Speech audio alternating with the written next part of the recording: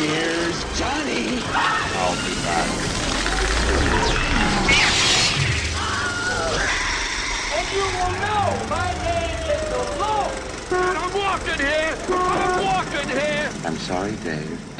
I'm afraid I can't do that. Groovy.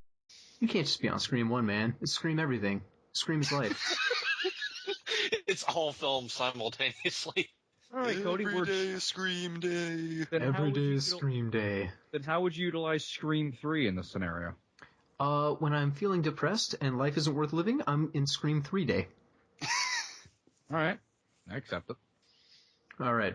Speaking of not feeling like life is worth living, we're here today to talk about The Grey. How the fuck are you going to work that into the episode? Oh, I have no idea. I just backed myself into a corner. I agree with this. We're just going to have a 20-minute monologue of me talking about every day is Scream Day. Also, hey, here's The Grey. Oh my god. To make this even worse, I have some great news that's not related to this whatsoever. But I am proud to announce I have finally tracked down and watched a copy of The Boogens. This is what you've been holding off on? Yeah.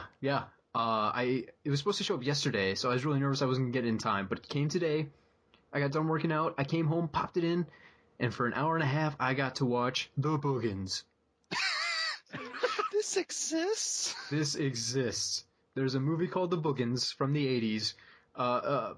Basically, two friends have been hired to work at a mine that's just been reopened, and there's some sort of weird aquatic spider lizard monster things called the Boogens. Apparently. I don't think anyone actually calls them the Boogens in the movie. I don't think they ever say the words the Boogens. You said it many times watching it, though. I did. In my head, every time there'd be a monster or something weird, I'd be like, it's the Boogens.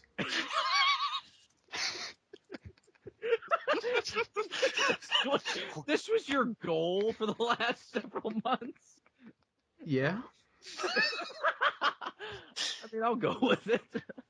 I'm just really excited about the Boogens. Are you guys not excited about the Boogens? I'm really fucking excited about the goddamn Boogens. I cannot express to you how excited I am for the Boogens. Okay, I'm glad we're on the same page then. Let's not measure our excitement for the Boogans because we are all on the same page when it comes to the Boogans. I just love that it's canon now. It's real. The Boogans does exist. Did the frogs sound at all while you were watching? No, there's like a foot and a half of snow outside, so they're probably all frozen solid at the moment. So fucking Dread Cthulhu still lays dreaming. Yes. The drama. How was Boogens, Cody? It was alright. Oh, fair enough.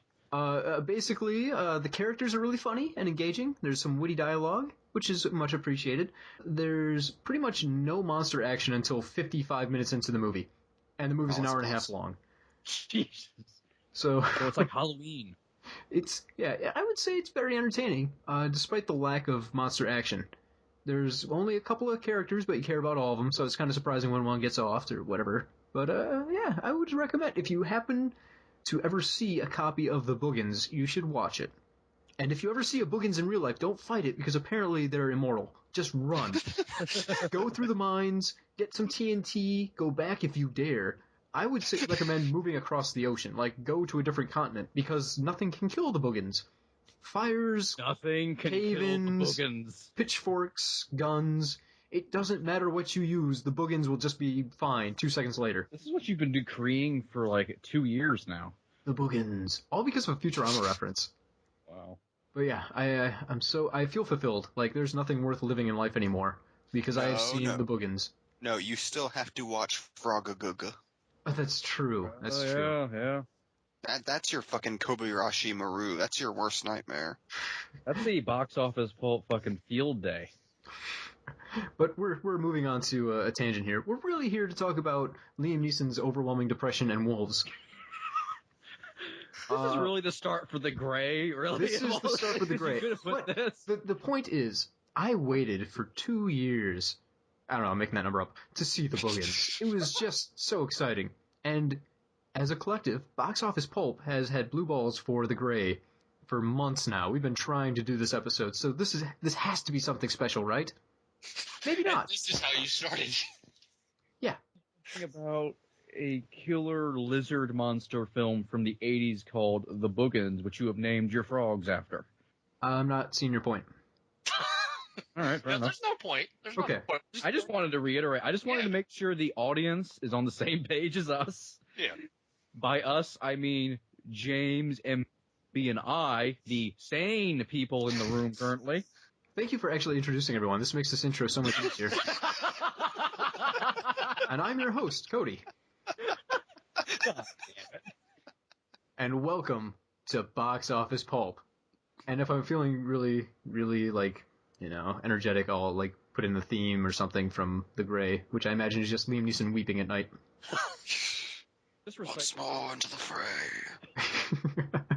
And, just some sad violins or something and a wolf howling at the moon. Yeah, the wolves themselves are almost like the entire score for the movie. Yeah, think about it. I can't think of much of a score for the film. Regardless, we're all here to talk about The Grey. We've been talking about The Grey for months. We're finally here. For almost 2 years. It's kind of a seasonal movie. Like, if you miss the winter months, it doesn't make sense to do it in June. We discuss this. It's We true. discuss why it's been taking so long. Yeah, alright. Yeah, there's a mandate that was put in place. Cody, We color coordinate all of our movies, depending on the season. It's like synesthesia. Okay, Cody is colorblind. We should open with this fact. Cody is colorblind. Only Well, that's partially. taking them all down, man. But he color codes his films for the seasons while being colorblind, and we could not record The Grey unless it was in the appropriate season. So if it passed, we had to wait. Yeah. I don't see anything weird about that. Of course you don't. Speaking I of just wanna make colorblindness, sure- did anyone see Kingsman recently? Not One of the production companies has a colorblindness test as their logo or something as the movie starts. So to me, it just looks like a bunch of dots, and I was pissed off because I couldn't tell what company it was for. So the movie starts with just a bunch of dots, and everyone else is like, "Oh, he doesn't know what it says." I'm like, "No, I don't. What does it say?" They made that just to taunt you, Cody. It's possible. But yeah, we have legitimately not been able to record this episode because Cody refuses until winter came. The moons have aligned, the snows have snowed, and now we can do The Grey.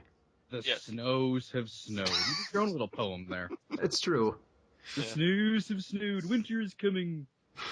And then you fought a giant frog. Listen to the Neesons howl. Oh God! That Irishman, that crazy Irishman howl. In your version, you just look out and see a dozen eyes of an Irish actor in the shadows. I can't tell if they're wolves or were Neesons. Where Neesons. So, to talk seriously about the film for a moment, just for a moment, because I'm sure we'll be. That's all I got in me, man. Tangent. This was actually the first time I'd ever seen The Grey. Was a few mere hours ago. Really? What? Okay, you're fresh. What are your initial thoughts on this guy? Now, when you say initial thoughts, do you mean starting off, when I'm starting the movie, whatever you want to say. I just mean you saw the movie. All of your thoughts are initial at this point. I mean, you haven't had that much time to reflect on it. Well, okay, the film itself. My thought is this is a really interesting study on the nature of death and how different people really kind of either embrace it or run from it or accept it or just kind of delay it until it's inevitable. It's really kind of a study of how death profoundly affects people. And I thought that was it was way more of a deep movie than I thought it would be. I honestly went into it thinking it was just going to be Liam Neeson punching wolves. That's what everyone thought. That was what they advertised, and then people were pissed that's what they didn't get. Yeah, it's a straight-up survival horror movie, but it's I wouldn't even call it a horror movie. It's a drama. Not really. Parts of it are filmed like a horror movie, anytime the wolves are gathering in the dark. Yeah. And there's a lot of parts a wolf will pop out and he'll scare you. There's jump scares, but I wouldn't call it a horror film. No, it's not at all. It's a straight up drama. It is the most real, hard, realistic type of survivalist horror.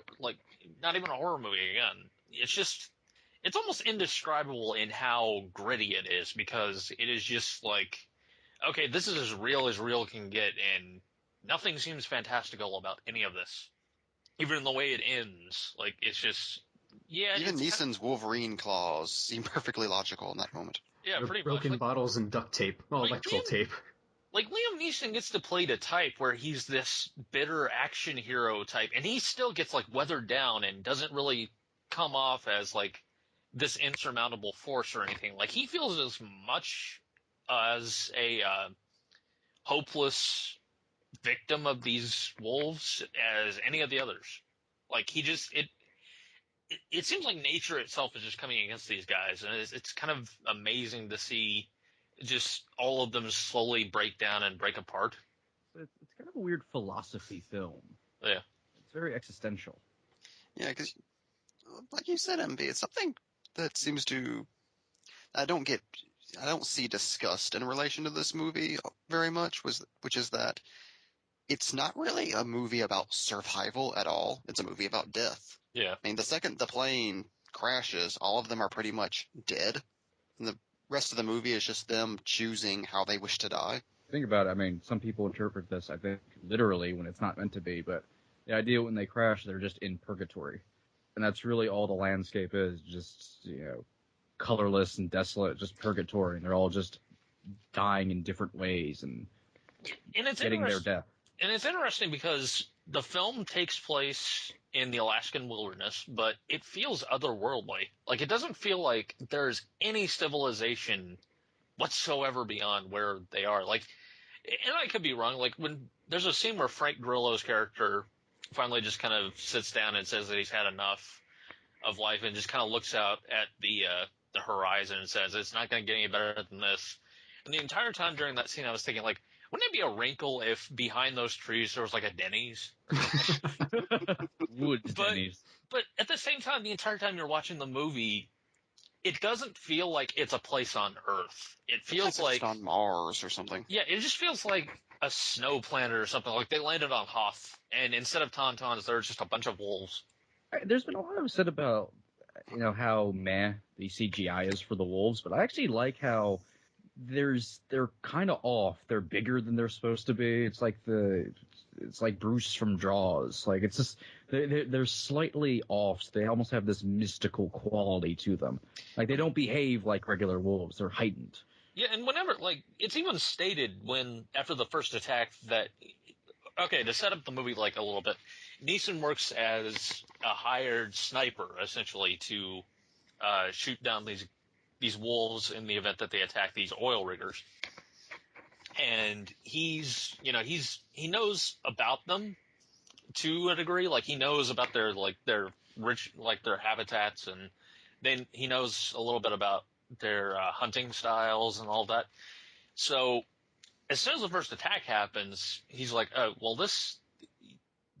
they didn't really attack him to eat him. They attacked him just to kill him. They're making a statement. Like, it seems like Hooper, whenever he looks at, like, whenever he's shouting, it's impossible, as Bruce drags the orca. Like, this seems foreign to even him, and he's supposed to be the expert. So I can kind of get what you're saying about the wolves just kind of being otherworldly, almost. And it plays into the idea where it's just a man versus nature film. The wolves they're not fighting wolves. They're fighting another element of nature. Yeah, they're fighting wolves. They're fighting cold. They're fighting, like, one of them is sick the entire time and slowly dying. One of them dies slowly from the effects of the plane crash in a scene where basically he's bleeding out and Neeson has to stay with him until he dies. Like, it's very just, it's really fascinating the way they treat the setting and the climate, like literally the climate. Yeah, and going back to the whole, like, idea of it being purgatory thing, one thing I thought was kind of cool when we were watching it was they die from elements of nature, but they also die of, like, elements of fear. Like, there's a whole man versus fear thing kind of going on in the background as well. With, like, they battle against heights. It seems very weird. They're on this cliff. It's just this huge cliff, and the forest just continues after it, and they have to jump off and all that. Yeah, like Dermot Mulroney's character has a fear of heights, in fact, and that's how he dies. Like, he's trying to climb, and he freezes up in the middle of climbing, and he can't budge, and then all of a sudden the line breaks. He falls down a tree, and that's, well, okay, I take that back. It's not actually how he dies, but that's what leads to him dying, because he falls down a tree, gets severely injured, and then the wolves come and drag him off. Like, and you also have this scene with Frank Grillo's character earlier in the film where he's fighting with the other members of the group, and Neeson says, "You're afraid," and Grillo just says, "No, I'm not afraid. I'm not afraid of anything. I don't wear fear." And by the end of it, it's like, you can very much tell that, no, he is very much afraid. He's afraid of dying, and he's overcome that fear. He's afraid because he realizes, oh, I don't really have anything to go back to. There's a the uplifting message of the Gray. No, it's okay. I don't need to live. There's a very big through line of fear of life and fear of death throughout the film, and accepting both as being hand in hand together. Yeah. And when the movie came out, I don't know if you remember, but it got a lot of flack for just being. I mean, there was it's not an action movie flack that it got because of the bad marketing. But there was also the weird flack it got for being so depressing and just not being like being the opposite of alive, where there's no, you never feel like they're going to get out. It's just, nearly 2 hours of people dying slowly and painfully, and it being sad and depressing. Yeah, there's no triumph of the human spirit here.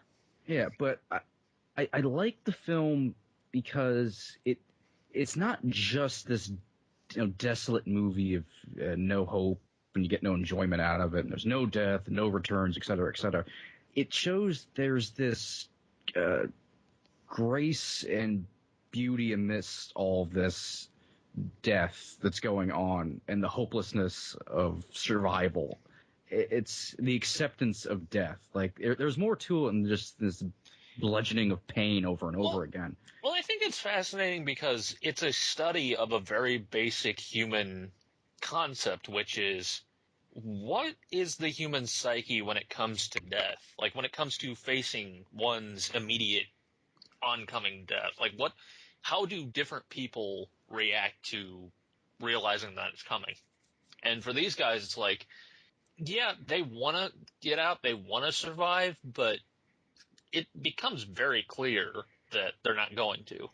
And each one of them, like, one by one, until we finally get to Neeson's character, just kind of, like, either stumbles into it or, like, we get to see their reaction to each and every perilous situation. Like, anytime someone is attacked by the wolves, we get to see, like, their fear during that. We get to see, like, them screaming. But at the same time, it's like, we also get to see it when someone is like, there's a very extended sequence of someone drowning.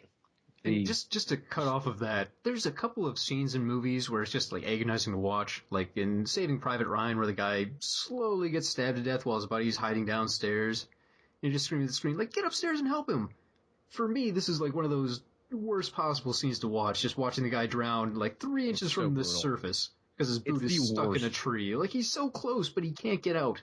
Of all, like, there's so many painful, horrible deaths in this film. That is the worst one. Just hope being just a couple inches above you and you can't reach it.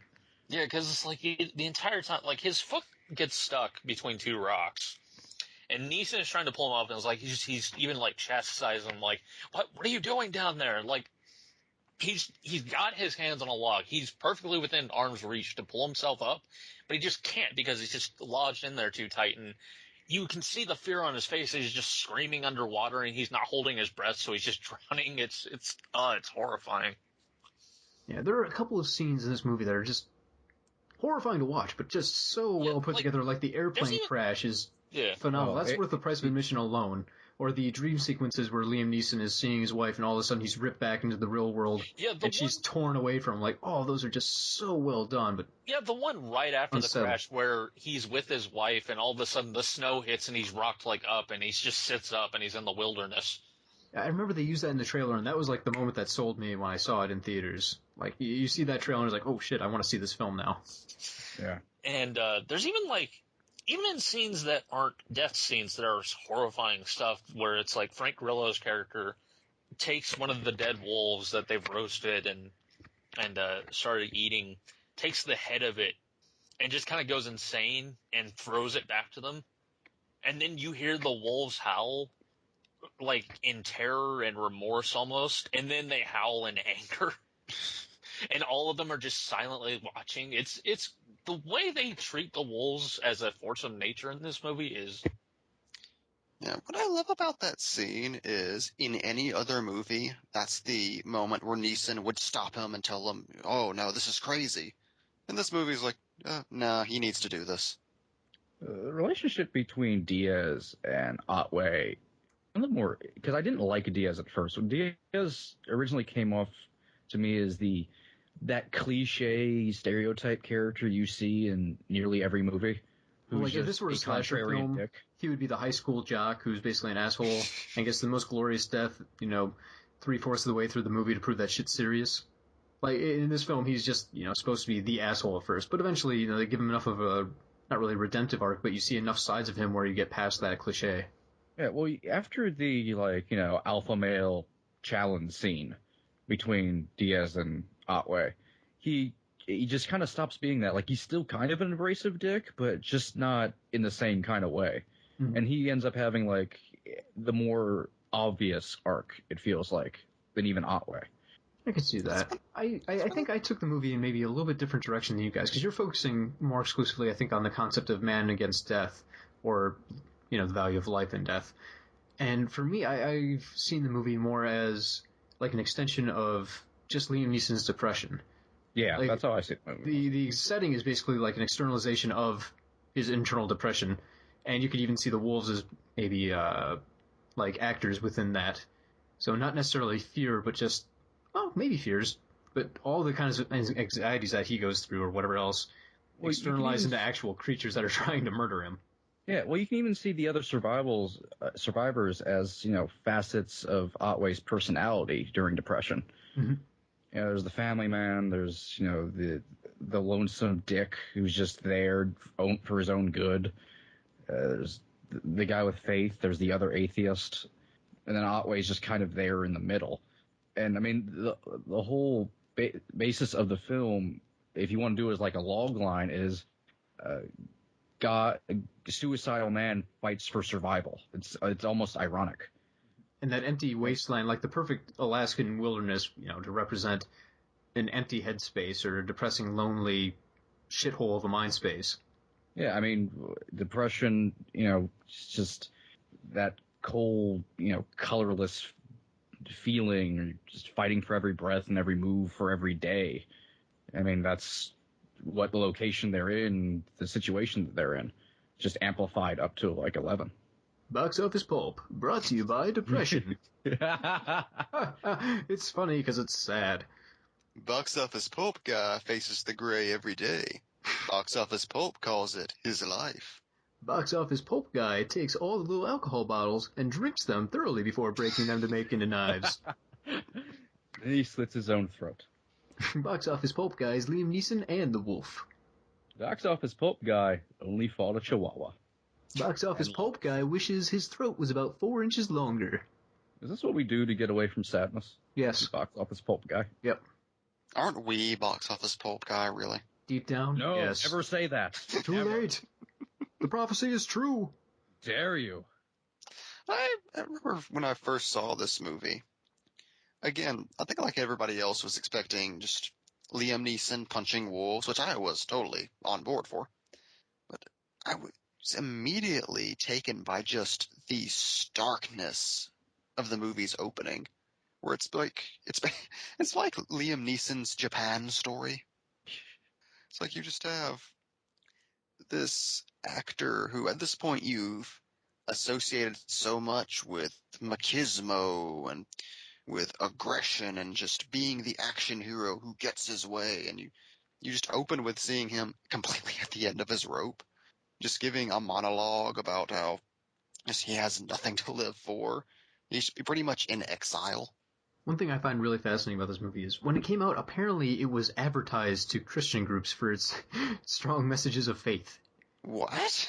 Apparently, going off of like the Wikipedia article talking about the movie, That was like one of the ways they're trying to market it. Okay, here we go. Marketing. Promotion for The Grey in part targeted Christian groups by issuing a film companion, which highlighted the spiritual value of the film. As a joke? Like, this is the same movie that has Liam Neeson calling God a motherfucker for not helping him. I do disagree with people who say it's an atheist film. I don't think it's that at all. I think there's a lot of religious connotations going on, some imagery. But why would you market it as a Christian film? That makes no sense. See, I took it the other way. Like, to me, this film seems like a film not about faith, but just maybe more in the human spirit. Like, there's no God who will help you. This is down to you. If you're going to survive, it's entirely on your shoulders. And there's terrible fate, but there's no one really controlling the strings. It's just random shit that happens. Like, the closest I think you can get to being any kind of Christian film is it's one of those God helps those who help themselves kind of things. Like God gave you all that electrical tape and all those mini bottles. What more do you want? That's my favorite out. Oh, see, God helped you do that thing. So yeah, I saw that and I was just shocked. Like, what a weird way to advertise the film. Like, I know this is a hard movie to sell. I don't know how I would do it if I was in charge of marketing. I'd probably go down the same route and just tell everyone, oh, Liam Neeson fights the wolves. My favorite thing from the marketing of this film is still the tagline, where instead of live and die on this day, it was live or die on this day. Whoever made the marketing just didn't watch the movie. Like, I don't care. They've got a perfectly good poem they can just throw right up on the poster, but no. I think this is a movie where Liam Neeson recites poetry while telling about his brutal Irish upbringing.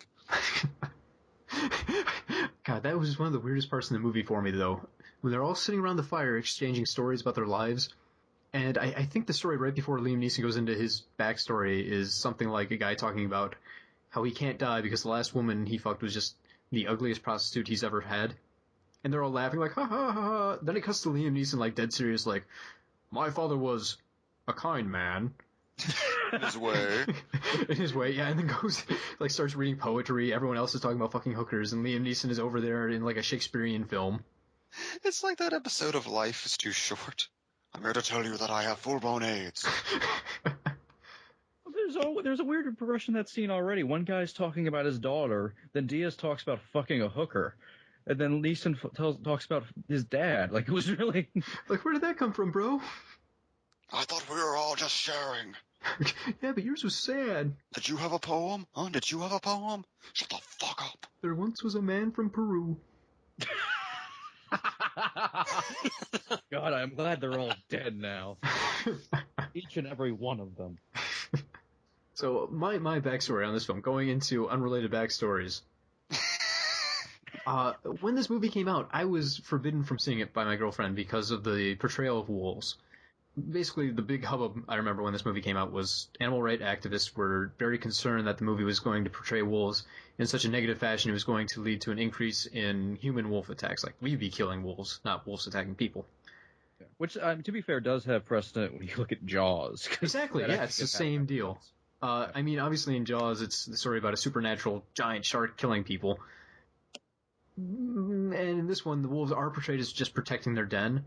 But they are kind of humanized, like they say, oh, you know, we can't do this, the wolves will seek revenge. Or, you know, they are shown just attacking the workers even before they've really trespassed onto the wolves' territory so much. So, I can see that point, that it maybe demonizes wolves a little bit, and I'm sure wolf attacks, or people killing wolves probably jumped after the movie. But I was still banned from seeing this, which kind of annoyed me. I was given the conditions, if I saw it, I had to pirate it. Okay. I did not. I waited. Become a criminal. I refused, and just to add to my pettiness, Cassandra, if you ever happen to be listening to this, I bought this film. It wasn't even on sale. I just bought it.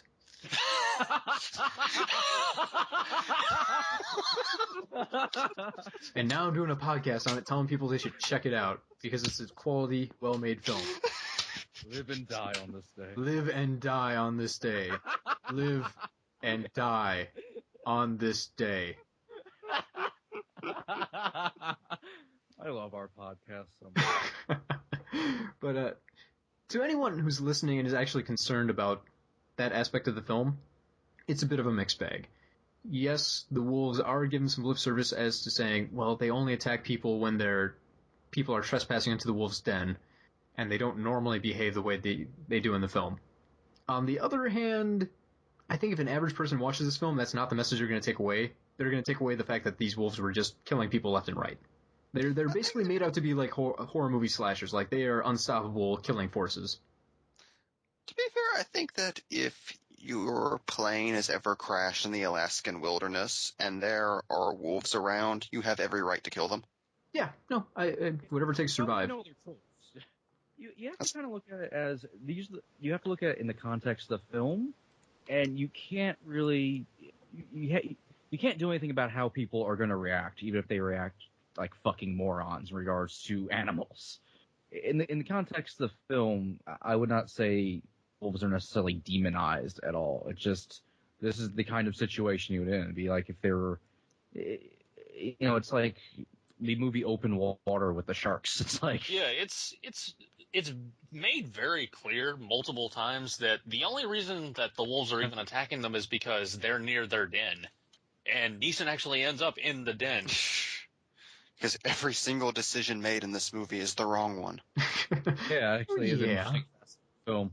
I do wonder, like, if they just stayed with the plane and the homing beacon watch, if, like, they'd ever actually found them.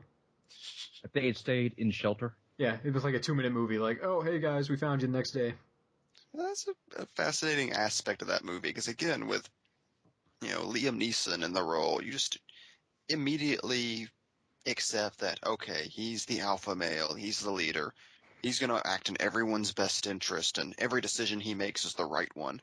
Then by the end of the movie, you realize, no, he was just bringing them closer and closer to the wolves. Or even some of the choices like, okay, we can't go back, we have to go down this cliff. Here, let's put our shirts together and make a really shitty rope. Maybe not the best plan. Or taking the time to, like, collect everyone's wallets while wolves are lurking. Yeah. I'm still not sure why their families needed their wallets back. You got the credit card. Someone could have stolen those.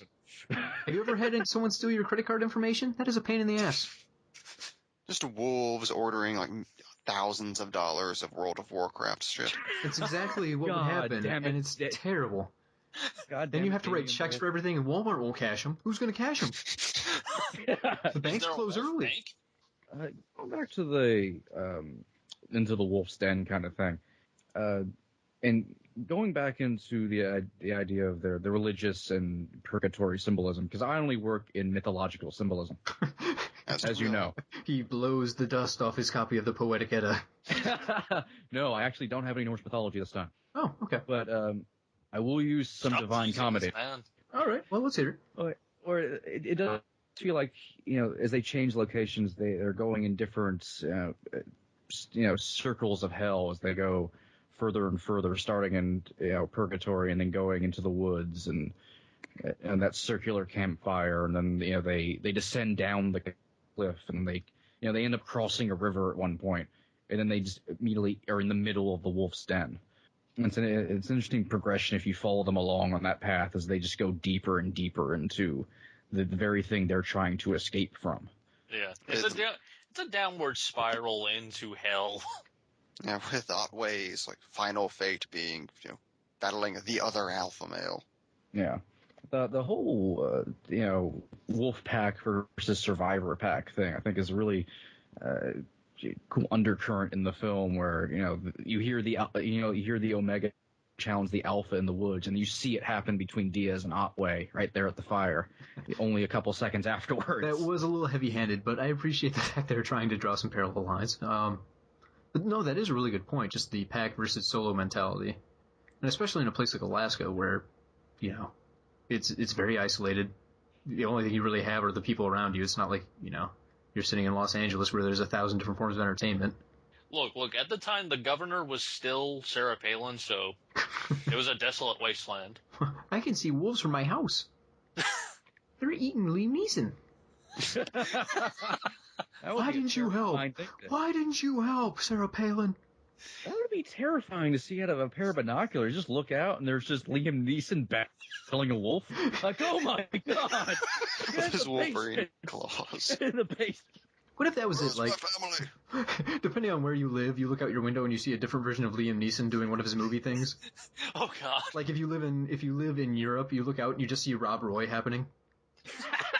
I don't want to look out and see Oscar shit. If you look out in the Middle East, like he's Ray Cool fighting on the ice. Okay. That brings me to something I wanted to bring up. Crisis on Infinite Neesons? Yes. Okay, cool. I'm for it. It is now my official headcanon that Neeson's character survives, continues to go through the wilderness until he reaches a mountain. He climbs to the top and sees the Temple of Ra's al Ghul. Boom. He takes up the mantle, and then Batman Begins happens. Now, He saw his wife, who was taken from him. That's true. we'll see. Wait a minute. His wife was taken. To add credence to your theory, at the very end of the credits, you do see that the wolf and you hear Liam Neeson still breathing. He could be alive. Lazarus Pit. But it's funny you mentioned headcanon because immediately as the film ended, I had a weird mental image in my head of Batman and Captain America sitting down and discussing how to get rid of Ra's al Ghul and Crossbones. And Batman coming up with this plan. Okay, let's say we put them on a plane. On air. And we put them in the cold. I have a foe that has a cold gun. We use the cold gun against the plane, and it shorts out all the electricity. And then Captain America goes, what if we throw wolves at him? And he's like, well, that seems out of nowhere, but I like what you're thinking. And so they killed form, Dermot Mulroney. Yes. They form this like elaborate plan just to get rid of two of their, secondary arch nemesis. I like it. Out of curiosity, totally unrelated to your thing, do you think if we call this episode 50 Shades of Grey, we'll get more people to listen? Yes. Oh. Just an idea. We could just have a bunch of pictures of Liam Neeson, 50 of them. As a poster. Well, I know what I'm making for the episode. Just to advertise this. 50 Shades of Grey. Oh, these guys are finally talking about something I care about. What the fuck is about this wolf situation? There is no leather here at all. There's a little, to be fair. I feel like if they released this movie today, it would just do so much better for the fact that everything, it seems like on the History Channel, is a special about Alaska now. Tougher in Alaska. Like, I swear, every time I go home and I turn on cable, there's just 19 different shows, like Alaskan bush pilots, Alaskan gold panhandlers, it's just everything. Gold, Alaska, you name it. It's all about Alaska. My favorite, as I mentioned, is Tougher in Alaska, where every episode they just highlight a ordinary fact of everyday life and explain to you how this thing is tougher in Alaska. Cooking a hard-boiled egg. Here's how it's tougher in Alaska. Flossing in Alaska. It's tougher because your teeth will freeze and then fall out the mere second they come in contact with that. I should do an Floss. episode where the vampires come. Fighting vampires. Tougher in Alaska because the days are really nights. It's 30 days of night.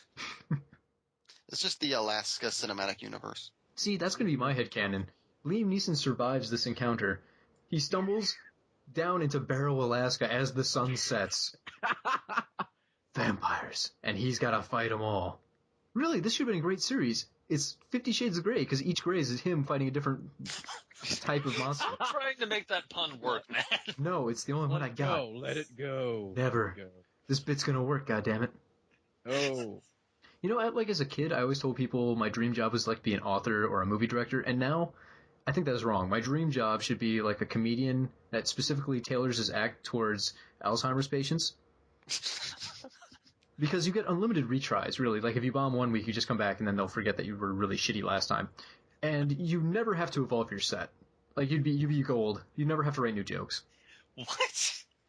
That's my dream job. How would you eke out a living doing this? Where did this come from? I was just thinking, like, what would be the best job in the world? And that, to me, seems like it might be it. What does this have to do with the Grey? Not much. You've angered MB. Hey. I just wanted to share. Yeah, well, okay. Wow. You're gonna be thinking about that. You're gonna go home tonight and be like, man, I am home. it's perfect. See what I'm talking We're all about? If you guys all recording had it. Alzheimer's, you wouldn't remember that joke tomorrow, and I could just fix it. What is with you and people with Alzheimer's? You make references to them a lot. It happens. I know some people. It's your greatest fear. There's a good chance I'll have to deal with it at some point in my life. My greatest fear is to get them cootie. You know, God. So the Gray. So the Gray. I just imagine Cody's purgatory like being the same, but he wakes up and he forgets. Like, it's almost like a 51st Dates type of situation where he wakes up every day and forgets that he's in the Alaskan wilderness. Oh, So I he thought has it was to going to be like I was dating Adam Sandler. Like every day I wake up and he's the one who I'm married to. Like, no. Oh, God. Why are we in a different exotic location every day? Why do you have the worst Count Dracula accent? Hotel Transylvania might be the only Dracula movie where Dracula doesn't lose. No, we keep explaining this to you. Franklin Jella won. No, I watched that one. Totally did not. He Bullshit. flew away. No, he didn't. He His burned bride. an ash, and then his cape fluttered in the wind. I hate you so much. I just hate you so much. Hotel Transylvania doesn't end with him winning anyway, because I've never seen the movie, but I assume his daughter ends up getting her way and being able to, like, have the boyfriend or whatever. Yes. So bullshit, he lost. Yes. Because he didn't want that. Dracula didn't get his way. No, those guys become bros by the end of the film. God, why are we talking about Dracula? I hate this fucking podcast. This podcast should be Once called more Why Are into We the Talking fray. About Dracula? Into the last good fight I'll ever know. Live and die on this day, Mike. Live and die on this day. Fucking Dracula's reciting that. Van Helsing is staking him in slow motion. Do we have any tales from the Internet Movie Database for this? We always do. Hold on. Before we go into that, I wanted to talk about a couple more things about the Gray. I wanted to go back into the depression idea that the Gray goes into. This is someone who's dealt with depression a lot throughout his formative years. I thought it was a very great representation of what depression is like in your mind. This weird struggle between just wanting everything to end, but wanting to fight for more, and the kind of realistic, outsider looking in perspective you get despite the depression that you have. And that's something that Otway, even talks about being a realist when it comes to things and how he views everything. And whenever you're... I'm sorry. No, go on. It's like, whenever you're in a deep depression, it seems like even the simplest of things feels like a battle between void and substance. Yeah. And I like how at the end when he's talking to the other character, I don't remember the name of the character, but he's played by Milton on Walking Dead, how he knew that he was going to try and kill himself just based on the look that he had on his face. It was the same look that he saw in Diaz's face. And Otway just kind of silently looks at him, and you kind of realize that the depression angle is just like, as a concept, it's just undefinable. Like, it's just something that you struggle to even understand as you're going through it, because he just doesn't have the words. Yeah. How it's presented in The Gray is one of, I think, the best kind of metaphysical representations of what depression is. Well, Diaz even says, like, he can't find the words to describe what he's feeling. It's just, look, here it is. And at the beginning, like, Neeson, when he's doing the monologue, like, he says, I don't know why I'm writing this. That's how he ends the letter to his wife. Yeah. And, of course, the ending and what the poem means to Otway in that moment, is left ambiguous, and I think everybody has... Most people have different interpretations of it, but how I saw it was the idea of, using the depression angle and that's why I think it's kind of a beautiful ending, and why I'm glad Carnahan didn't go with actually showing the wolf fight that he shot. He decides, Otway decides he's going to live, but, living through death in a way where he's going to die, but he's fighting to survive. Yeah.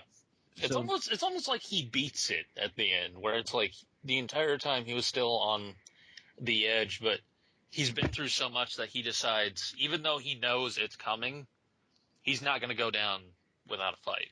Yeah. Throughout the film, it feels like he's fighting to get everybody else to survive. Yeah. And he's fighting for his own survival, but more of an afterthought. Like, it's everybody else that's giving him a reason to keep going.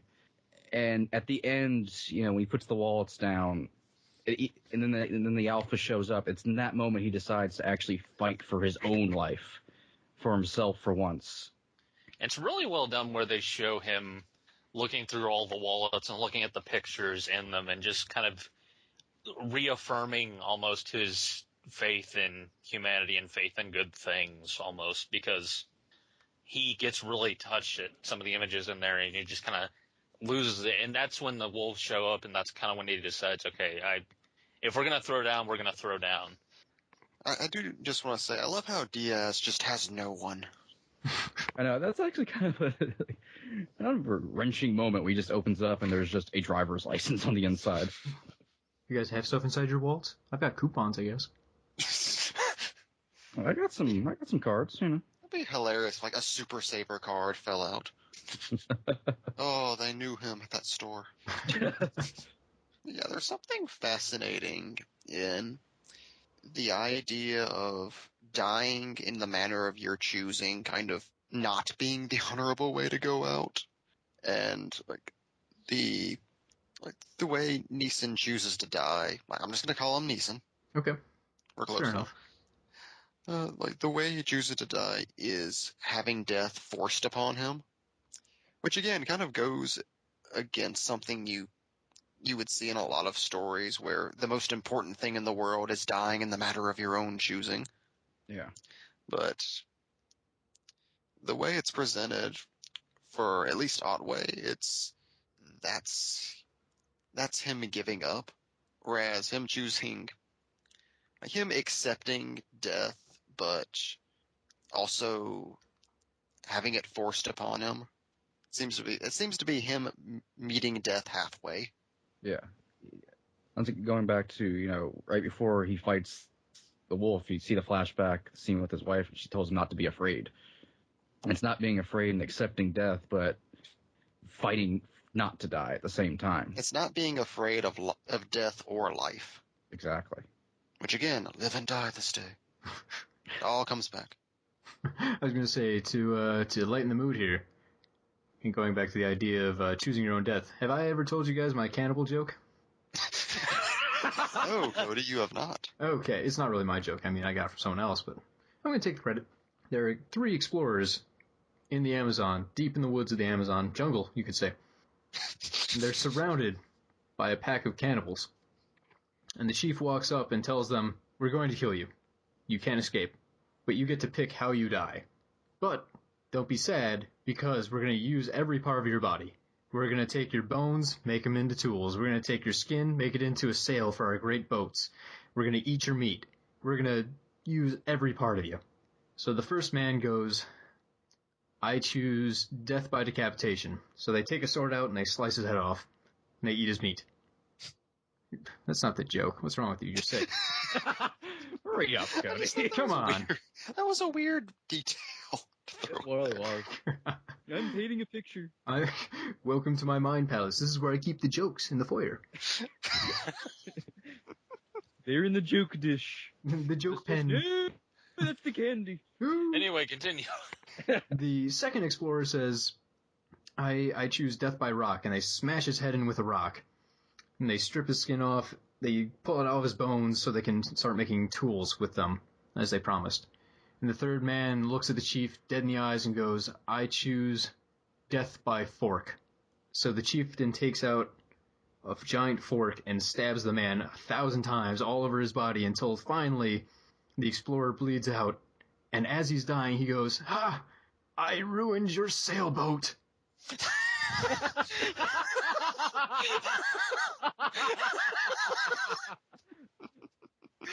God. That was good. I was imagining Liam Neeson saying that too. Exactly. I ruined your sailboat. Fucking sailboat. Oh. He's screaming at God. I hope I give you the shits.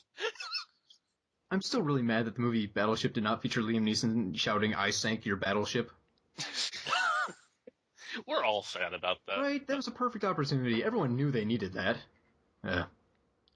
So, is it time we ventured into our own hell, that is IMDb? Yeah, so let's venture into our own purgatory filled with wolves. Once more into the fray. Actually, a bit of surprising news here. I combed through the IMDb entries for The Grey, and they're not that bad. Mm-hmm. You see a couple of them basically with people complaining about the ending. That's expected. And you get some like this one from Tin Tin Hergy. How did the wolves cross the river? While the four guys crossed. While the four guys had to build a makeshift rope using the clothes to cross the river, the wolves were already waiting for them on the other side. How the hell did that happen? 3 exclamation points. No question mark. Teleportation. He says river. He says river. That's what Tin Tin Hergy says. The top response, though, was, "These were no ordinary wolves, my man."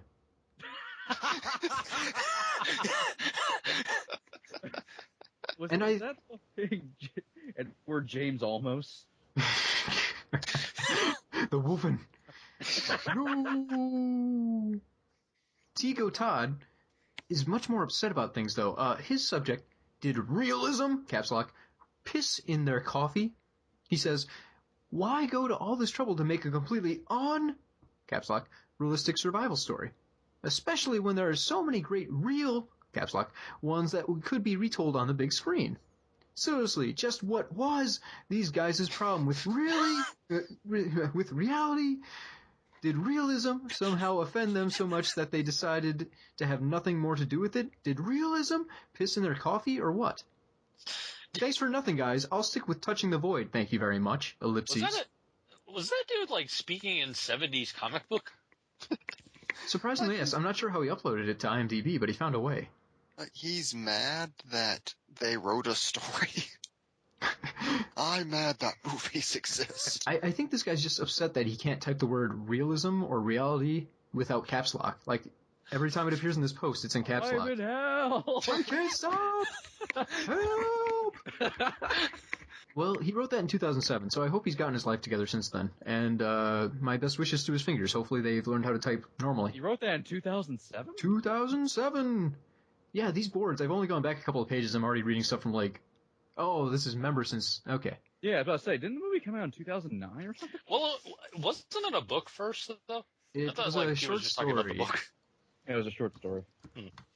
I just think he was pissed off when the movie was greenlit. No, this is real. It didn't come out, I think, in 2011. Yeah. Yep, it came out 2011. I was wrong. I was looking at the wrong section of the... Underneath the person's username, it says IMDb members since, and then it'll list a date. I do that all the time, so... Yeah, I just saw the date, and I'm like, oh, it must have been when it was posted, even though the real date is directly above that in blue letters. I just wonder if this dude makes similar posts about other movies, like... He watched Kick-Ass, and he was just pissed off. Like, I don't know if you know any real superheroes, but... Okay, Sarge Smash, he's got some suggestions. He just wants to improve what he felt was a good movie. He says, I like this movie, but a few things stick out to me when watching this. Were these wolves from the Twilight movies or born near a power plant? Because these things are massive, and like the genetically mutated sharks in Deep Blue Sea, had above average intelligence. Second point, when Otway, Hendrick, and Diaz make it to the river, why didn't they take that big log that Diaz sat on and push it into the water and ride it downriver? Diaz couldn't have got to them there, and would have so maybe whimsical. eventually found help. And then they would have gone off the waterfall and all died horribly. Cowabunga! Like, Neeson just lifts up his hands. Live and die this day. This is another Lavenge song. Neeson rides the log. Okay, we'll take those into consideration. Maybe they could do a director's cut with some new stuff. When we do the remake ourselves, that's Dracula in it. Dracula, is he the Grey? Or is he the Wolves? Or is he the Neeson? No, he's the wolves. There's Draculas out there. They're on their territory. Dracula. Dracula. The plane crashes in Transylvania. It's every Dracula, so it's Oldman, and it's Lugosi, and it's Langella. Oh, the Drax. Who would be the alpha in that instance? Ooh. Well, I feel like Luke Evans, surprisingly. He's the Omega. I feel like it would, in a surprise twist, be Willem Dafoe from Shadows of Empire. You know what? I like that. That's unexpected. That works, yeah. I'll give that a thumbs up. How would George Hamilton fit into all this? He would be I feel like he would be the one that gets his head cut off and thrown back. God, could you imagine touching George Hamilton's head? You would just instantly become bronze. Now I'm just imagining the very end of this movie where Neeson picks up the bottles, is like, my God, I'm in his castle. Then suddenly, out of the shadows, Leslie Nielsen shows up. Oh, jeez. The best Dracula. Live and die this day. Raspberries? I don't see any raspberries.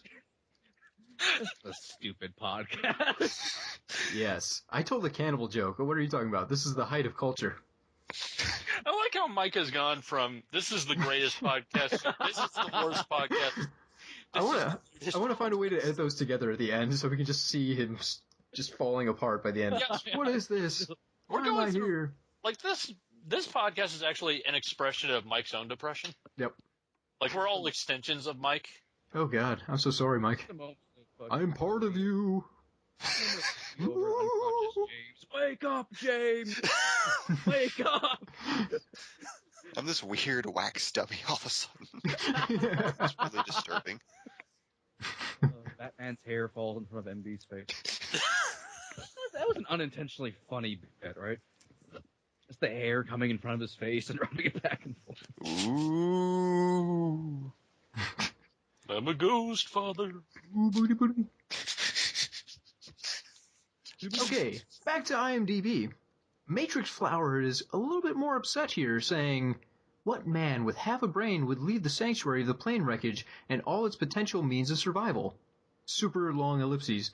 To wander aimlessly and unarmed into the wolves' arena. Especially these overgrown, rabid, savage ferals. From the moment they left their only safe haven of the plane, the movie became a demonstration in disbelief. Far more interesting would have been the men staying and using their collective intelligence and bravery to outwit and devise means of surviving the wolf attacks. For e.g., making traps, studying their behavior, making weapons, devising baits, digging pits, and so forth. If it bleeds, we can kill it. Devising baits? Devising baits, digging pits, and so forth. Wait out the winter, ellipses. Also, Wait out the winter. Wait out the winter, ellipses. In Also, Alaska. the possible rescue card is still in play while they stay with the plane. Leaving makes no earthly sense. Well, there we have it. The whole movie's just fucked now. Alaska aside, waiting out what were they going to eat while they wait out winter? Each other. There were tons of dead guys. That is true. They You were in a big refrigerator.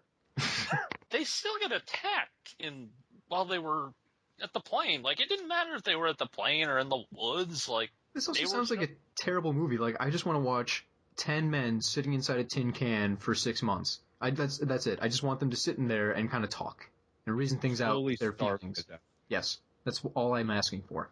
It just sounds like a Werner Herzog movie. Just give me Rescue Dawn in the snow. I mean, as we've covered, it was a stupid idea to move away from the plane, but that would have been a boring movie, wouldn't it? Exactly. Hey, let's reinforce this so the wolves can't get us. Now the wolves can't get us.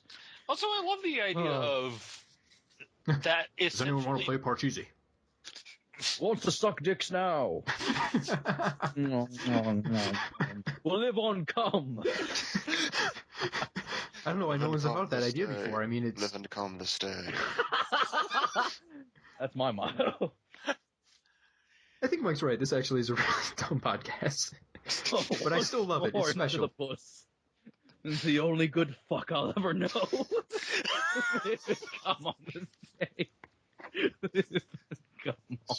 Spoilers. The Gray dies at the end. No. Oh well. And we're kind of running low on material here for IMDb, which is surprising. Everything's been fairly civil. Pretty nice. A lot of comments about Liam Neeson's wonderful acting. But really, we're left with the main question that Crown Vic 7 presents. Who do you think won at the end? The Alpha Wolf or the man? The man. The man. The man. Did the man come down with his iron fist and tame the mighty, wild Alpha Wolf of Alaska? Wow. Did he? Was this written by Bert from Tremors? I would love it if Tremors had a moment like that where Bert just like waxed poetic about who's really going to win this fight, the graboids or the man. Then he raced a tiny RC car loose with explosives like through the desert. Live and die this day. Woo! So thank you, IMDb. Please never visit my house. What a weird thing to go with. I agree, though. Like, if IMDb ever becomes an actual being or gains intelligence, I want it miles away from me. I don't want it anywhere close. That's a fucking horror movie right there. Yeah. So, do we have any closing thoughts on The Gray? Did man win? Did the wolf win? Who won? This movie is valueless without knowing who won. I like to think the audience won. The true winner. No, that's a cop-out. That's like saying humans win in Alien vs. Predator. It might be true, but no one likes hearing it. Look, let's face it, there's only one winner. The Wolfen. The Wolfen. We need like a Kanye moment where someone comes in like, I'm going to let you finish, but the best versus movie was Abbott and Costello meet Frankenstein. Like pause. I mean, I agree. I mean, that was probably the best one. I think so. Santa Claus versus the Martians, also very good. We should just do a versus episode. We should do Why are we still talking? Can we end the show now, Cody? Let's end the show now. That's it for me. Everyone else good? Any closing comments? Anyone else want to say anything that might invoke the wrath of Liam Neeson? The Gray was a really good movie. I liked it a lot. Yeah, it's nice. Good to hear. I took your daughter. Oh, if you say that 5 times into a mirror, he appears with a particular set of skills and murders everyone you know. Candyman. And that's a wrap, folks. If you'd like more of this podcast for some reason, and God knows why, you can find us. We have a Facebook page. We're also on Blogger. You can find us there. And iTunes. We're all over the place. We're kind of like a rash. We're spreading. If you would like links, all the places you can subscribe to the show and follow along with it, along with all the other fine shows in the Pulp Podcast Network, go to pulppodcastnetwork.wordpress.com. Peace. And like that, he's gone. The Gray. I had to pause there because my recording wasn't going, so we're going to start the episode with me just randomly shouting, The Gray. Wait, hold on. I have to go to the bathroom. Okay. We're not going to start the episode with me just saying The Gray. I mean, you still can later. That's true. I'll probably say the name of the movie several times. Just like when he shows back up, just cut him off and shout, The Gray! The Gray! Hooray! World of tomorrow! I love that guy. Welcome to the world of tomorrow! I say you specifically that guy. He doesn't get enough screen time. I mean, kind of like Scruffy. I wish there was more time for Scruffy, too. Everyone loves Scruffy. Scruffy hears you. Scruffy don't care. Scruffy knows who killed them people. And Scruffy's opinion, it were. We need to talk about Futurama more often. Yeah. Futurama cast. So Futurama's pretty good. I like it. Same. All about you, huh, Cody? Mm-hmm.